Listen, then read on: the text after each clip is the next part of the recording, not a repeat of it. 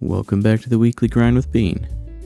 The 20th anniversary celebration is finally over, but there's still plenty of fun stuff to do this week. Just when you thought you were finally done time walking, the Turbulent Timeways event is beginning January 7th and ending February 25th. That is 7 more weeks of time walking. Thankfully, each week will be a different expansion to offer us all some nice variety, as I'm sure people have seen more than enough of the constant classic dungeons. This event will have you completing multiple time walking dungeons each week to get a temporary XP gained buff, a heroic cache of Nerubian treasures from a weekly quest, and if you stick with it, you will also unlock the Master of the Turbulent Timeways 2 achievement, which will earn you the timely Buzzbee mount.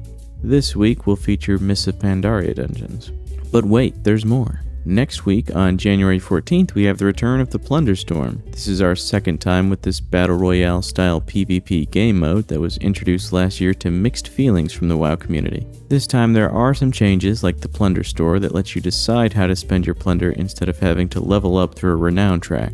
I really like this change as it allows people to engage with the mode on their own terms. For example, people that are only interested in the mounts will only have to play the mode just long enough to buy them with their plunder that they earn, and then they can stop. We are also getting a practice mode, which I like because the little pregame lobby last year didn't really give you enough time to actually learn what each ability does. I think overall the game mode is a step above the other kind of basic events, and I like that Blizzard's trying new and interesting things in WoW as long as they continue to improve upon them and don't just abandon them. Next, Khadgar might finally rise from his magical wheelchair this week, as the fate of the Kirin Tor Questline should now be available to play through, so we can see how the mages will move forward in the aftermath of the destruction of Dalaran. Completing this quest will unlock the Witness of the Kirin Tor title, and hopefully give us some answers on what the survivors will do, whether that is establishing a new settlement, or maybe deciding to split up and not have such a centralized location that will just become another target for enemies like Xal'atath. Either way, I hope Khadgar has kept up with his physical therapy because things are gonna get worse for Azeroth before they get better.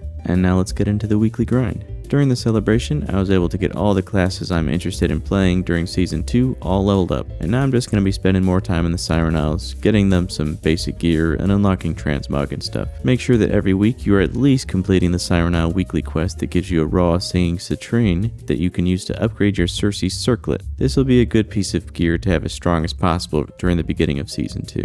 As for Season 1, I'm super pumped that our guild has finally gotten our first Keystone Master achievement for War Within Season 1. We started this channel a little over a year ago, right at the beginning of Dragonflight Season 3, and we've had a lot to learn and catch up with since then. But it has definitely been a fun journey, getting our first M+ seasonal mount. I know 2K is not really some crazy achievement for a lot of people, but I'm very happy to finally achieve it for the first time with my little guild of friends. We may even be doing an episode of the podcast so we can share how the last year has felt for everyone and what we're looking forward to most in WoW in 2025. But with our original Mythic Plus goal met, we are going to be jumping back into heroic raids on Friday nights and seeing if we can maybe get ahead of the curve before the season ends. I think we should be able to make some good progress raiding, as we've all gotten much better gear than our last time there.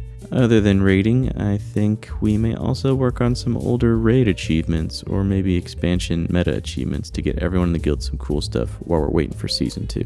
In addition to the Turbulent Timeways stuff, the Darkmoon Fair is active this week until January 11th, so you can also get some extra XP and other stuff there if you want. For PvP this week, we have the PvP Brawl Packed House. And of course, don't forget to knock out your weekly chores. Not a ton of news this week, but that's our weekly grind. Hope everybody had a great holiday, and looking forward to the next year in WoW. So please like, comment, subscribe, catch us live whenever we stream, and hang out and support the channel. Thanks for tuning in. Catch you next week.